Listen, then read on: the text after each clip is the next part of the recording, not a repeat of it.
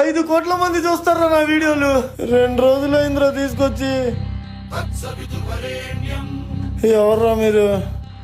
ఆకలి వస్తుంది, ఏమైనా పెట్టండి రా. నీ ఆకలికి బిర్యానీయే పెడతాం, కానీ నీకు బాగా తెలిసిన బెట్టింగ్ ఆట ఒకసారి గెలిచి చూపించు. ఇంకోసారి ఆడు, చివరిసారిగా ఆడు. గెలిచా, 3000 గెలిచా. బిర్యానీ పడేరా వాడికి.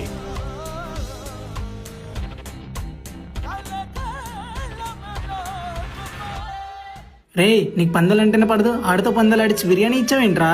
ఆడు పందెంలో ఎన్నిసార్లు ఊడిపోయాడ్రా? 2 సార్లు. 2 సార్లు వాడు ఓడిపోయినప్పుడు 20,000 పోగొట్టుకున్నాడు. ఒక్కసారి వాడు గెలిచినప్పుడు 3,000 గెలుచుకున్నాడు. ఆకలి బాధలో వాడు పోగొట్టుకుని 20,000 వాడు గుర్తులేదు. ఇప్పుడు వాడు తింటుంది కూడా కుక్క బిర్యానీ. రే, ఆకలితో ఉన్నడికి ఇలాంటివి పెడితే నాశనం అయిపోతారా మీరు. మరి మిమ్మల్ని నమ్మి లక్షల మంది అమాయకులు డబ్బులు ఇన్వెస్ట్ చేస్తున్నారు కదరా.